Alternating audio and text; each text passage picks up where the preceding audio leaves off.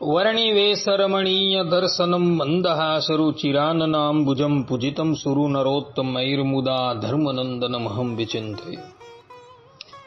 असतो मा षड्गमय तमसो मा ज्योतिर्गमय मृत्युर्मा अमृतं गमयः। ओम शान्तिः शान्तिः शान्तिः।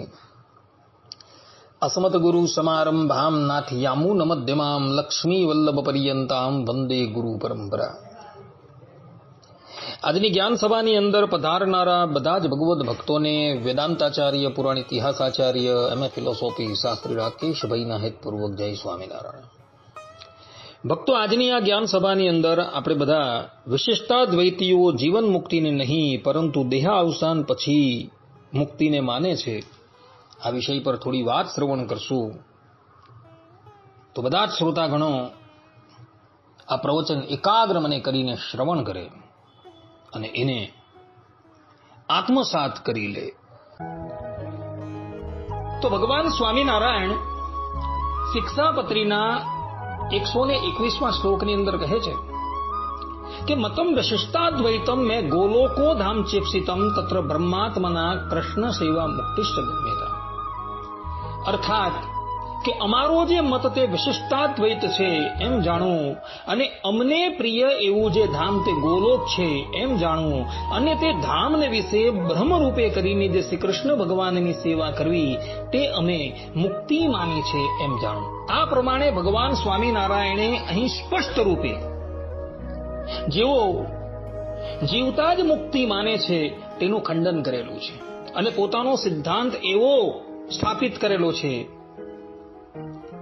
કે અમને પ્રિય એવું ધામ તે ગોલોક છે, અને તે ગોલોક ધામમાં જઈ બ્રહ્મ રૂપે કરીને એટલે કે દિવ્ય રૂપે કરીને શ્રી કૃષ્ણ ભગવાનની સેવા કરવી તે અમે મુક્તિ માની છે. આ પ્રમાણે ભગવાન સ્વામિનારાયણે દેહ ત્યાગ કર્યા બાદ, અર્થાત કે પંચભૂતનો દેહ ત્યાગ કર્યા બાદ ગોલોક ધામમાં જઈ દિવ્ય દેહ ધારણ કરી ભગવાનની સેવા કરવી એને મુક્તિ માની છે, પરંતુ જીવતા જ મુક્તિ માની નથી.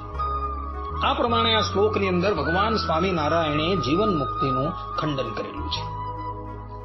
અને એ જ વાત સદગુરુ મુક્તાનંદ સ્વામીએ તથા સદગુરુ ગોપાળાનંદ સ્વામીએ બ્રહ્મસૂત્રના ભાષ્યની અંદર પણ કહેલી છે.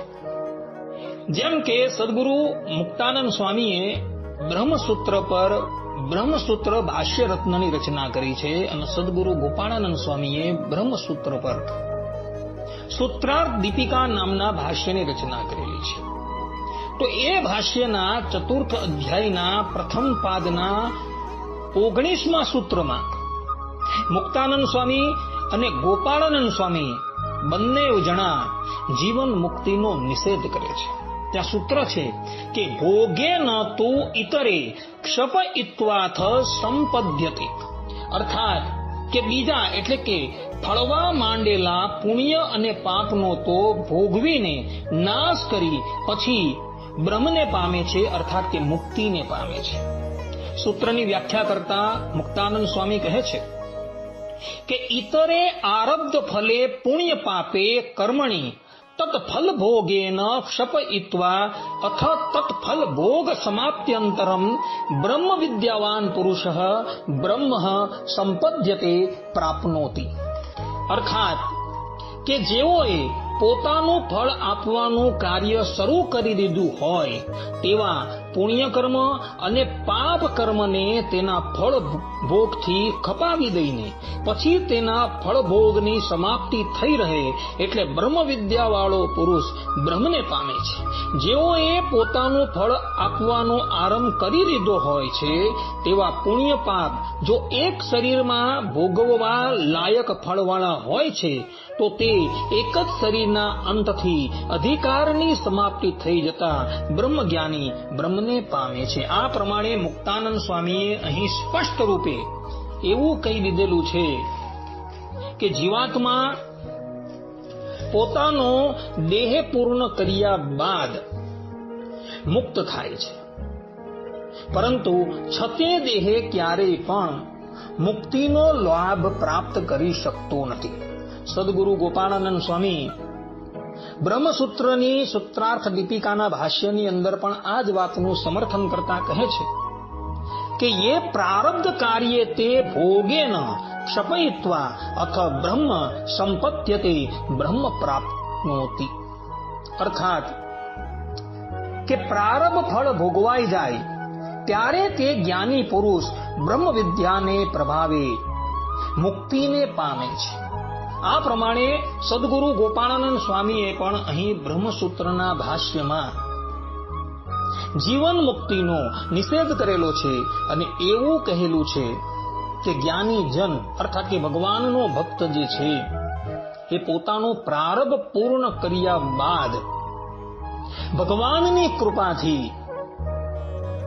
દેહ ત્યાગ કરીને મુક્તિનો લાભ પ્રાપ્ત કરે છે. એટલે સ્વામિનારાયણ સંપ્રદાયના આ બંને ધુરંધર વિદ્વાનોએ જીવન મુક્તિનો નિષેધ કરેલો છે અને રામાનુજાચાર્યજી શ્રી ભાષ્યની અંદર આ સૂત્રની અંદર એવો પણ જીવન મુક્તિનો નિષેધ કરે છે. ભગવાન સ્વામિનારાયણે શિક્ષાપત્રી શ્લોક 100 ની અંદર સ્પષ્ટ રૂપે એવું કહ્યું છે કે શારીરિકાણામ ભગવદ્ ગીતાયાશ્ચ અવગમ્યતામ રામાનુજાચાર્ય કૃતમ ભાષ્યમ આધ્યાત્મિકમ મમ. આ પ્રમાણે કહી ભગવાન સ્વામિનારાયણે રામાનુજાચાર્યજીએ કરેલા બ્રહ્મસૂત્રના ભાષ્યને તથા ગીતા ભાષ્યને પોતાના આધ્યાત્મિક શાસ્ત્ર તરીકે સ્વીકારેલા છે. અને વળી ઉદ્ધવ સંપ્રદાયની ગુરુ પરંપરામાં પણ રામાનુજાચાર્યજીનો સમાવેશ થાય છે. ભગવાન સ્વામિનારાયણ વડતાલના 18મા વચનામૃતમાં પોતાના સ્વમુખે કહે છે કે રામાનંદ સ્વામીના ગુરુ તે રામાનુજાચાર્ય હતા. એટલે ગુરુ પરંપરાની અંદર પણ જીવન મુક્તિનો નિષેધ કરવામાં આવેલો છે. કહેવાનું તાત્પર્ય એ છે કે વિશિષ્ટાદ્વૈતીઓ જીવન મુક્તિને ક્યારેય પણ માનતા નથી. તો વળી કોઈક શંકાકાર એવી શંકા કરે કે તૈતરીય આરણ્યક 3:1-3 શ્રુતિ ભગવદી પોતાના સ્વમુખે કહે છે કે તમેવ વિદ્વાન અમૃત ઇહ ભવતી, અર્થાત કે પ્રકૃતિ પર આદિત્ય સમાન વર્ણવાલા પરમાત્માને જાણવા વાળો મનુષ્ય અહીં જ મુક્ત થઈ જાય છે. તથા કથો ઉપનિષદ 2:3-14 પણ શ્રુતિ ભગવતી કહે છે કે અત્ર બ્રહ્મ સમસ્તુતે, અર્થાત કે બ્રહ્મનો સારી રીતે અનુભવ કરી લે છે. હવે શ્રુતિ ભગવતી પોતાના સ્વમુખે એવું કહે છે કે જીવાત્મા પરબ્રહ્મ પરમાત્માને જાણી લે, જાણી એમના શરણમાં જઈ એમનું ભજન કરે તો એ અહીં જ મુક્ત થઈ જાય છે. તો પછી તમે જીવન મુક્તિનો વિરોધ શા માટે કરો છો? જો આ પ્રમાણે કોઈ શંકા કરે તો એના ઉત્તરની અંદર એને એ કહેવાનું કે જીવનકાળમાં પ્રાપ્ત થવાવાળી જે અવસ્થા છે તેને જ અમે મુક્તિ માનીએ છીએ. કહેવાનું તાત્પર્ય એ કે સાધક જ્યારે ભગવાનનું સ્મરણ કરતા કરતા એવી ઉચ્ચ સ્થિતિને પ્રાપ્ત થઈ જાય કે એને આ જ દેહમાં ભગવાનનો અનુભવ થઈ જાય ત્યારે એની જે અવસ્થા થાય તેને જ મુક્તિ કહેવામાં આવે છે. પરંતુ વાસ્તવની અંદર તે મુક્તિ નથી, પરંતુ મુક્ત સમાન અવસ્થા છે. અને એટલે માટે એ સ્થાન પર જીવન મુક્તિનો જે પ્રયોગ થયો છે એ કેવલ ને કેવલ ઔપચારિક રીતે થયો છે. જે પ્રમાણે ગંગાયામ ગોષઃ, અર્થાત કે ગંગાના પાણીમાં ઝૂંપડું, અહીં ગંગાની સમીપમાં રહેતા તીરના તટ પર ઝૂંપડાની વાત થયેલી છે, પણ નહીં કે ગંગાના પાણીમાં ઝૂંપડાની. જેમ ગંગાના પાણીમાં રહેલ ઝૂંપડાનો પ્રયોગ ઔપચારિક છે, તે જ પ્રમાણે જીવન મુક્તિ પદનો પ્રયોગ પણ ઔપચારિક છે, પરંતુ મુખ્ય નથી. આ પ્રમાણે વિશિષ્ટાદ્વૈતીઓ જે છે એ જીવન મુક્તિને માનતા નથી, પરંતુ દેહ ત્યાગ પછી જ મુક્તિને માને છે.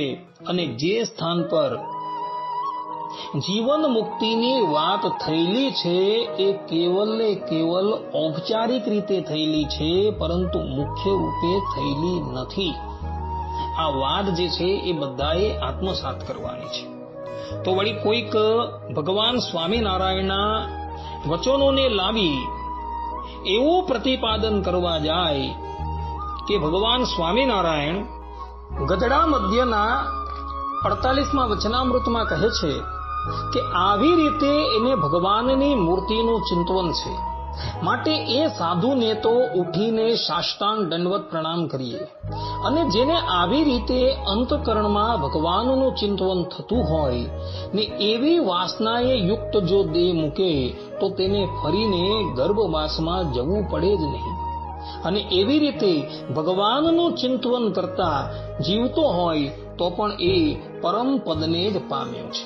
તથા ભગવાન સ્વામિનારાયણ ગધડા અંત્યના બીજા વચનામૃતમાં પણ કહે છે કે જેવી પરોક્ષ દેવને વિશે જીવને પ્રતીતિ છે, તેવી જો પ્રત્યક્ષ ગુરુરૂપ હરિને વિશે આવે તો જેટલા અર્થ પ્રાપ્ત થવાના કહ્યા છે તેટલા સર્વે અર્થ તેને પ્રાપ્ત થાય છે. અને જ્યારે આવો સંત સમાગમ પ્રાપ્ત થયો ત્યારે દેહ મૂકીને જેને પામવા હતા તે તો દેહ છતાં જ મળ્યા છે. માટે જેને પરમપદ કહીએ, મોક્ષ કહીએ, તેને છતે દેહ જ પામ્યો છે. આ પ્રમાણે ભગવાન સ્વામિનારાયણ પોતાના સ્વમુખે અહીં જીવન મુક્તિની વાત કહી રહ્યા છે. તો તેનું શું? તો ભગવાન સ્વામિનારાયણ શિક્ષાપત્રીના 121મા શ્લોકની અંદર મતમ વિશિષ્ટાદ્વૈતમ મેં ગોલોકો ધામ ચિપ્સિતમ તત્ર બ્રહ્માત્મના કૃષ્ણ સેવા મુક્તિશ્ચ ગમ્યતા. આ પ્રમાણે અહીં ભગવાન સ્વામિનારાયણ એવું કહી રહ્યા છે કે દેહ ત્યાગ કર્યા પછી ગોલોક ધામની અંદર જઈ ભગવાન શ્રી કૃષ્ણની સેવા કરવી એ મુક્તિ છે. તો અહીં શિક્ષાપત્રીની અંદર તો ભગવાન સ્વામિનારાયણ કંઈક જુદી જ વાત કહી રહ્યા છે. તો આ બંને વાક્યો જે છે એ પરસ્પર વિરોધાભાસ દર્શાવે છે. તો તેનું સમાધાન અગાડી જે પ્રમાણે હું કહી ગયો તે જ પ્રમાણે કરવાનું છે. જેમ તૈતરીય આરણ્યકની શ્રુતિ અને કઠ ઉપનિષદની શ્રુતિ અહીં જ જીવાત્માને મુક્તિ પ્રાપ્ત કરવાની વાત કરે છે, પરંતુ એ વાત જે છે એ ઔપચારિક છે. મુખ્ય મુક્તિ તો દેહ ત્યાગ કર્યા પછી જ પ્રાપ્ત કરવાની છે. તે જ પ્રમાણે અહીં ભગવાન સ્વામિનારાયણે ગધડા મધ્યના 48મા વચનામૃતમાં તથા અંત્યના બીજા વચનામૃતની અંદર જે વાત કરેલી છે એ કેવલ મહિમા દર્શાવવા માટે કરેલી છે, પરંતુ મુખ્ય રૂપે નથી કરેલી. જો મુખ્ય રૂપે કરેલી હોય તો અહીં ભગવાન સ્વામિનારાયણે 121મા શ્લોકની અંદર દેહ ત્યાગ પછી મુક્તિની વાત કરેલી છે. શ્રીમદ ભગવદ્ ગીતામાં ભગવાન શ્રી કૃષ્ણ પોતાના સ્વમુખે અર્ચી માર્ગે કરીને ભગવાનના ધામમાં જઈ ભગવાનની સેવામાં રહેવાની વાત કરે છે. શ્રુતિ ભગવદી પણ અર્ચી માર્ગે કરીને જીવાત્માને પરમાત્માના ધામની પ્રાપ્તિની વાત કરે છે. તથા ભગવાન સ્વામિનારાયણ પણ ગધડા પ્રથમના 21મા વચનામૃતની અંદર અર્ચી માર્ગે કરીને ભગવાનના ધામની પ્રાપ્તિ કરવાની વાત કરે છે. એ બધા જ વાક્યોની સાથે વિરોધ આવીને ઉભો રહી જાય. એટલે ભગવાન સ્વામિનારાયણે અહીં આ વચનામૃતની અંદર જે વાત કરેલી છે એ કેવલ ને કેવલ મહિમા બતાવવાને અર્થે વાત કરેલી છે, પરંતુ મુખ્ય રૂપે આ વાત કરી નથી.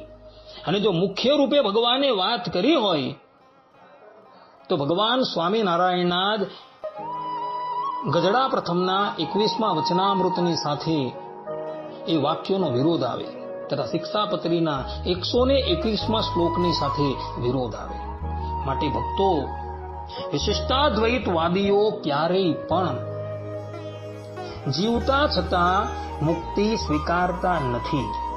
જીવતા છતાં મુક્તિની વાત તો અદ્વૈત વેદાંતીઓ એટલે કે શાંકર વેદાંતીઓ અને આપણા સંપ્રદાયમાંથી બહિર્મુખ થયેલા એવા બાપા પંથીઓ સ્વીકારે છે. પરંતુ મૂળ સ્વામિનારાયણ સંપ્રદાય જેનો મત વિશિષ્ટાદ્વૈત છે અને જેઓ રામાનુજાચાર્યજીએ પ્રતિપાદન કરેલા વિશિષ્ટાદ્વૈત મતને માન્ય કરે છે, એ લોકો જીવન મુક્તિની વાત ક્યારેય પણ કરતા નથી. કારણ કે સદગુરુ ગોપાળાનંદ સ્વામીએ, સદગુરુ મુક્તાનંદ સ્વામીએ તથા પ્રાચાર્ય રામાનુજાચાર્યજીએ બ્રહ્મસૂત્રના ભાષ્યની અંદર જીવન મુક્તિનું ખંડન કરેલું છે. એટલે જે લોકો પોતાના મનની અંદર એવી મનોગ્રંથિ લઈને બેઠેલા છે કે આપણે તો જીવતા જ મુક્ત છીએ, એ લોકોની બધી જ વાત શાસ્ત્ર વિરુદ્ધ હોવાથી ગ્રહણ કરવા યોગ્ય નથી. વિશિષ્ટાદ્વૈતીઓ તો દેહાવસાન પછી જ મુક્તિની વાત કરે છે, છઠે દેહે મુક્તિની વાત કરતા નથી. આટલું કહીને હું મારા આ પ્રવચનને અહીં વિરામ આપું છું. સર્વે સંતુ નિરામયઃ, સર્વે સુખીનો ભવંતુ, સર્વે ભદ્રાણિ પશ્યન્તુ, મા કશ્ચિત દુઃખ ભાગ ભવેત. અસ્તુ. જય સ્વામિનારાયણ.